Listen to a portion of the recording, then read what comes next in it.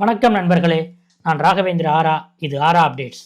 இன்று ஜனவரி 25ஆம் தேதி தமிழக வெற்றிக் கழகத்தின் செயல் வீரர்கள் கூட்டம் சென்னையை அடுத்த மாமல்லபுரத்தில் நடைபெற்றிருக்கிறது. அதிலே அக்கட்சியின் தலைவர் விஜய் நீண்ட நாட்களுக்கு பிறகு ஒரு மீட்டிங்கில் கலந்து கொண்டு பேசியிருக்கிறார். அதே போல விடுதலை சிறுத்தைகள் கட்சி தலைவர் தொல் திருமாவளவன் கடந்த 10 நாட்களாக தமிழ்நாட்டில் இல்லாதவர். நேற்றுதான் சென்னை வந்தார். அவர் இன்றைக்கு திமுக கூட்டணியில் பாமக வந்தால் என்ற கேள்விக்கு வெளிப்படையாக ஒரு பதில் அளித்திருக்கிறார். இந்த விஷயங்களை பற்றி தான் இன்றைய வீடியோவிலே நாம் பார்க்க போகிறோம். முதலில் தமிழக வெற்றிக் கழக தலைவர் விஜய் இன்றைக்கு அந்த கட்சியின் செயல் வீரர்கள் கூட்டத்திலே, மாமல்லபுரத்தில் நடந்த செயல் வீரர்கள் கூட்டத்திலே பேசியிருக்கிறார். விசில் சின்னம் அவர்களுடைய கட்சிக்கு ஒதுக்கப்பட்ட பிறகு இந்த கூட்டத்திலே அவர் கலந்து கொள்கிறார். அது மட்டுமல்ல, கிட்டத்தட்ட ஒரு மாதத்துக்கு பிறகு அவர் கலந்து கொள்கிற ஒரு பொது நிகழ்ச்சி இதுதான்.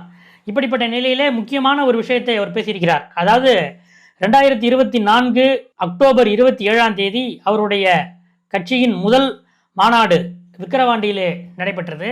அந்த மாநாட்டிலே அவர் பேசும்போது, நாம் மட்டுமே தனித்தே நின்று வெற்றி பெற முடியும், இருந்தாலும் நம்மளோட சில நண்பர்கள் வருவாங்க இல்லையா, அவங்களுக்கும் நம்ம ஆட்சி அதிகாரத்தை பகிர்ந்து அளிக்கணும் இல்லையா, அதனால அப்படி வந்தாலும் நம்ம சேர்த்துக்குவோம் என்று 2024 அக்டோபர் 27ஆம் தேதி பேசினார். கிட்டத்தட்ட அக்டோபர் 27, 2025 ஒரு வருடம் முடிந்து விட்டது. அடுத்ததாக 2026 ஜனவரி 25ஆம் தேதி இன்று அவர் பேசும்போது, அதாவது ராணி வேலு நாச்சியார் நட்பு சக்திகளோடு இணைந்து தன்னுடைய நாட்டை மீட்டார். அப்படி நட்பு சக்திகள் இல்லாட்டினா கூட நம்ம தனித்தே நின்று இந்த தமிழ்நாட்டை மீட்டெடுப்பதற்கு நம்மிடம் பெரிய படை இருக்கு, அதற்குரிய கெத்து நமக்கு இருக்கு என்று வேலு நாச்சியார் அந்த அவரோட கதையை சொல்லி இந்த விஷயத்தை ரொம்ப நாசூக்காக சொல்லியிருக்கிறார் விஜய். அதாவது காங்கிரஸ் வருவார்கள் என்ற எதிர்பார்ப்பு இருந்தது. அதுக்கு முன்பு விடுதலை சிறுத்தைகள் வருவார்கள் என்ற எதிர்பார்ப்பு இருந்தது. ஆனால் இதுவரை எந்த கட்சியும் விஜய் உடைய அந்த ஆஃபரை ஏற்றுக்கொள்ளாத நிலையில் விஜய் இன்று தனித்து நிற்கவும் தயார் என்ற ஒரு அறிவிப்புக்கு, ஒரு கட்டாயத்துக்கு தள்ளப்பட்டிருக்கிறார் என்று சொல்கிறார்கள். இது ஒரு பக்கம். இன்னொரு பக்கம், விடுதலை சிறுத்தைகள் கட்சி திமுக கூட்டணியில் கிட்டத்தட்ட 2017 அதுக்கு முன்பிலிருந்து இருக்கிறது. 10 வருடங்களுக்கு மேலாக இருக்கிறது. இந்த நிலையிலே பாட்டாளி மக்கள் கட்சி டாக்டர் ராமதாஸ் அவர்கள் ஒரு அணி, டாக்டர் அன்புமணி அவர்கள் ஒரு அணி என்று ஆன பிறகு, டாக்டர் அன்புமணியுடைய அணி சமீபத்திலே அதிமுக பொதுச் செயலாளர் எடப்பாடி பழனிசாமி அவர்கள் தலைமையிலான தேசிய ஜனநாயக கூட்டணியிலே இணைந்து விட்டார். கடந்த 23ஆம் தேதி பிரதமர் மோடி கலந்து கொண்ட அந்த என்டிஏ கூட்டத்திலும் அன்புமணி கலந்து கொண்டு திமுகவை மிக கடுமையாக திமுக அரசை தாக்கி பேசினார். இந்த நிலையில் டாக்டர் ராமதாசுடைய அணி எந்த கூட்டணியில் சேரப்போகிறது என்ற ஒரு எதிர்பார்ப்பு இருந்தது. திராவிட முன்னேற்ற கழக அரசு நல்லா தான் போயிட்டு இருக்கு என்று டாக்டர் ராமதாஸ் பாராட்டி பேசினார். ஆக அவர்கள் திமுக பக்கம் வருவதற்கு தீவிர முயற்சி செய்து கொண்டிருக்கிறார்கள் என்பதை நாம் கடந்த ஜனவரி 16ஆம் தேதியே அந்த வெளியிட்ட வீடியோவிலேயே நாம் கூறியிருந்தோம். அது மட்டுமல்ல, அப்போது விசிக தலைவர் திருமாவளவன் அவர்கள் பற்றியும் ஒரு விஷயத்தை சொல்லியிருந்தோம். அதாவது திருமாவளவன் எம்பி கடந்த பொங்கல் தினத்தன்று தமிழக முதலமைச்சர் ஸ்டாலின் அவர்களை சந்திக்க வரவில்லை. அதே போல அதற்கு அடுத்த நாள் கட்சியின் பொதுச் செயலாளர் சிந்தனை செல்வன் தமிழ்நாடு அரசின் அம்பேத்கர் விருது வாங்கிய போது அந்த நிகழ்ச்சிக்கும் வரவில்லை. எங்கே போனார் திருமா என்ற கேள்வி கூட்டணி வட்டாரங்களில் எழுந்தபோது, அவர் பெங்களூருவில் ஜிண்டால் நேச்சர் கியூர் இன்ஸ்டிடியூட் என்ற ஒரு மருத்துவ நிலையத்தில் சிறப்பு சிகிச்சை எடுப்பதற்காக சென்றிருக்கிறார் என்று நாம் மட்டும்தான் ஜனவரி 16ஆம் தேதி நம்முடைய வீடியோவிலே இந்த தகவலை நாம் சொல்லியிருந்தோம். நேற்று ஜனவரி 25ஆம் தேதி இரவு விசிக தலைவர் திரு தொல் திருமாவளவன் எம்பி அவர்கள் அவர்களுடைய கட்சி தொண்டர்களுக்கும் ஃபேஸ்புக் நேரலை வீடியோவை நேற்று அந்த வீடியோவிலே பேசினார். அப்போது முதலில் இதைத்தான் சொன்னார். அவர், நான் 10 நாளா ஊர்ல இல்லை, தமிழ்நாட்டில் இல்லை, வெளியூரிலே ஒரு சிகிச்சையில் இருந்தேன், சிகிச்சை பெற்று நேற்று தான் வந்தேன் என்று அந்த விஷயத்தை நேற்று திருமாவளவன் அவர்களே தன்னுடைய ஃபேஸ்புக் நேரலையிலே அவர் கூறியிருக்கிறார். இந்த நிலையில்தான் இன்றைக்கு அவர் செய்தியாளர்களிடம் பேசும்போது, பாட்டாளி மக்கள் கட்சி திமுக கூட்டணிக்கு வந்தால் உங்கள் நிலைப்பாடு என்ன என்று கேட்கப்பட்டது. அதற்கு அவர் பதிலளிக்கும் போது, பாட்டாளி மக்கள் கட்சி 2 பிரிவாக இருக்கிறது. ஒரு பிரிவு மோடியிடம் சென்று விட்டது, இன்னொரு பிரிவு ஒருவேளை திமுக கூட்டணிக்கு வர வேண்டுமா இல்லையா என்பதை திமுக தலைமைதான் முடிவெடுக்க வேண்டும்.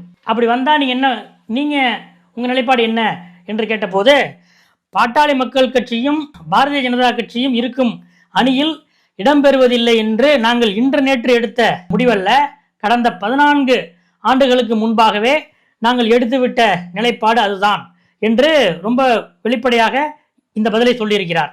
அதே நேரம் கடந்த 20ஆம் தேதியில் இருந்து சில நாட்கள் சட்டமன்ற கூட்டத்தொடர் நடந்ததல்லவா, அந்த சட்டமன்றத்திலும் சட்டமன்றத்துக்கு வெளியேயும் பாட்டாளி மக்கள் கட்சி சார்பில் திருமாவளவன் அவர்களை தொடர்ந்து அவரை தொடர்பு கொண்டு சமாதானப்படுத்துவதற்கு பலத்த முயற்சிகள் நடந்திருக்கின்றன. அதாவது டாக்டர் ராமதாஸ் அவர்கள் சார்பில் திமுகவிடம் இது பற்றி கேட்கப்பட்டிருக்கிறது.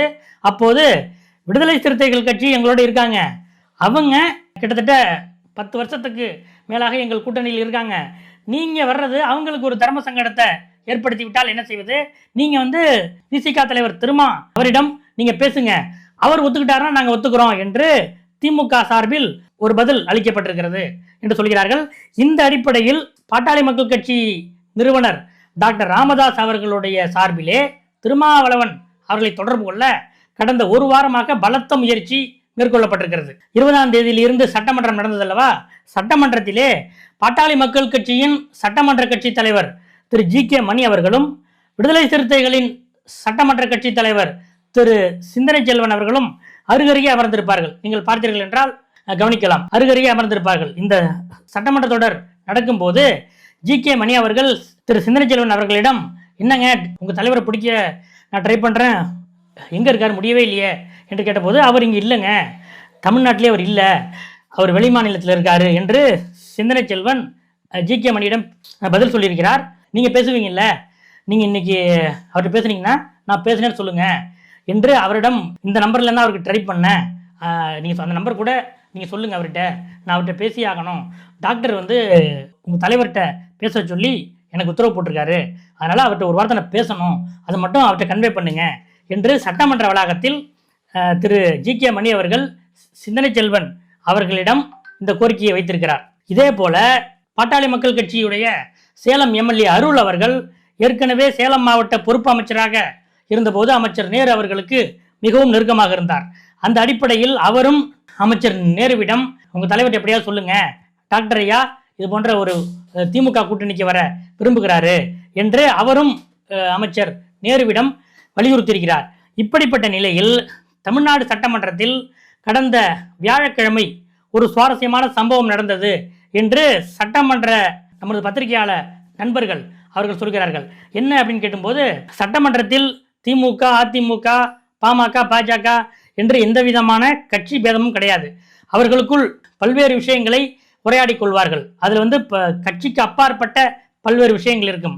அந்த வகையில் அமைச்சர் நேருவும் முன்னாள் அமைச்சர் வேலுமணியும் சிரித்து பேசிக் கொண்டிருக்கிறார்கள். அப்போது அமைச்சர் நேரு திரு ஜி.கே. மணி அவர்களை காட்டி, இவங்களையும் நீங்களே கூட்டு போங்களேன் என்று சிரித்து கொண்டே சொன்னதை பத்திரிகை நண்பர்கள் பார்த்திருக்கிறார்கள். இப்படிப்பட்ட, அதாவது வெளியிலே அவ்வளவு முயற்சிகள் நடந்து கொண்டிருக்கின்றன. டாக்டர் ராமதாஸுடைய பாட்டாளி மக்கள் கட்சி அணி திமுக அணியிலே இடம்பெற ஆர்வமாக இருக்கிறார்கள். அவர்கள் அதற்கான முயற்சி எடுத்துக் கொண்டிருக்கிறார்கள்.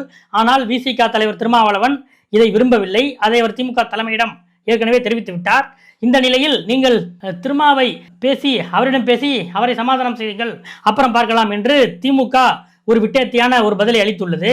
இந்த நிலையில் அமைச்சர் நேரு முன்னாள் அமைச்சர் வேலுமணியிடம் திரு ஜி.கே. மணி அவர்களை காட்டி, இவங்களையும் நீங்களே அழைச்சிட்டு போங்களேன் என்று சிரித்து கொண்டே சொன்னதுதான். இதுதான் இந்த கூட்டணி விஷயத்திலே திமுகவுடைய நிலைப்பாடு என்ன என்பதற்கான இந்த காட்சி ஒரு அறிகுறியாக இருக்கிறது என்று சட்டமன்ற பத்திரிகையாளர்கள் நம்மிடம் பகிர்ந்து கொண்டார்கள். அது மட்டுமல்ல, பாட்டாளி மக்கள் கட்சியை இப்போது நம்மோடு இணைத்தால் அது எப்படி இருக்கும் என்று வன்னிய சமுதாயத்தைச் சேர்ந்த அமைச்சர்கள், நீர்வளத்துறை அமைச்சர், திமுகவின் பொதுச் செயலாளர் திரு துரைமுருகன், போக்குவரத்து மற்றும் மின்சாரத்துறை அமைச்சர் திரு சிவசங்கர், வேளாண் துறை அமைச்சர் திரு எம்.ஆர்.கே. பன்னீர்செல்வம், இந்த 3 அமைச்சர்கள்ட்டையும் முதலமைச்சர் ஸ்டாலின் சட்டமன்ற வளாகத்திலே அவருடைய அறையிலே நேரம் கிடைக்கும் போது இது பற்றிலாம் பேசியிருக்கிறார் என்று சொல்கிறார்கள்.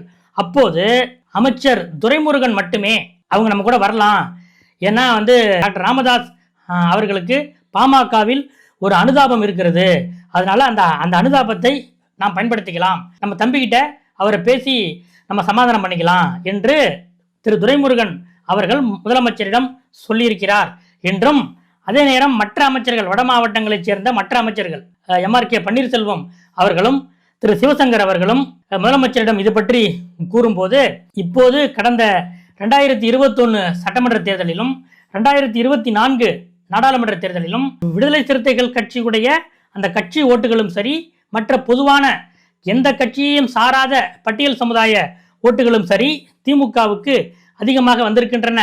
இப்படிப்பட்ட ஒரு முடிவை நாம் எடுத்தோம் என்றால் எந்த கட்சியும் சாராத பட்டியல் சமுதாய வாக்குகள் நமக்கு திமுகவுக்கு வருவது சற்று குறைந்துவிடும். அதனால அந்த ரிஸ்க் நம்ம எடுக்க வேண்டாம்.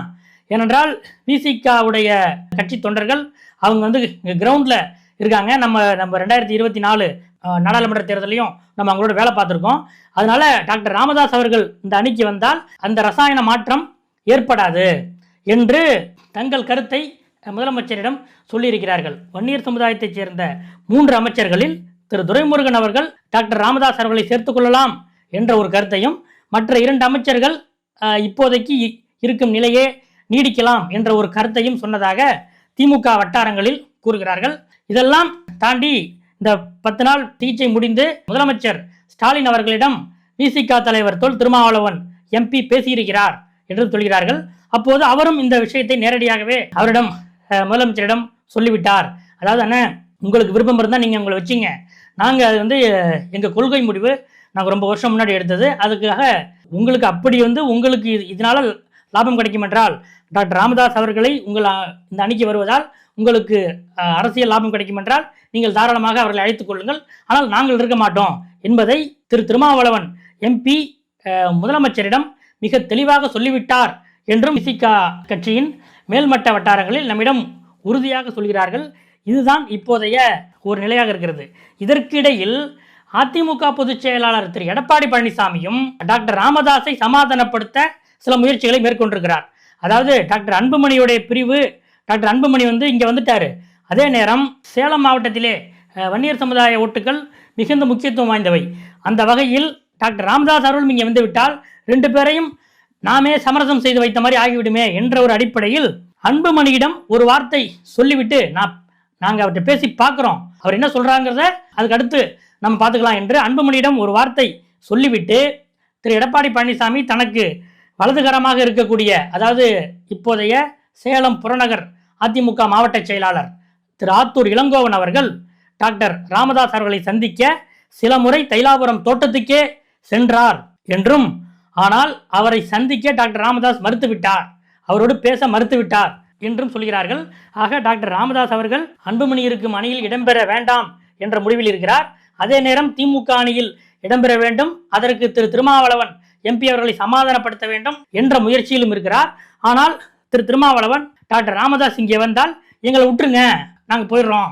இன்று கூட அவர் பேட்டியை சொல்லியிருக்கிறார், எங்களுக்கு எந்த அவசியமும் இல்லை, அப்படி ஒரு நிலை ஏற்பட்டால் இப்போதைக்கு நாங்கள் 4 சட்டமன்ற உறுப்பினர்களை வைத்திருக்கிறோம், அடுத்த சட்டமன்றத்தில் எங்களுக்கு MLA இருந்தாலும் பரவாயில்ல, இல்லைனாலும் பரவாயில்ல, எங்களுக்கு கொள்கை தான் முக்கியம் என்று அவர் வெளிப்படையாகவே சொல்லியிருக்கிறார். இதுதான் இந்த விவகாரத்தில் இப்போதைய நிலைமை. அடுத்தடுத்த வீடியோக்களோடு உங்களை நாளை சந்திக்கிறேன். நன்றி, வணக்கம்.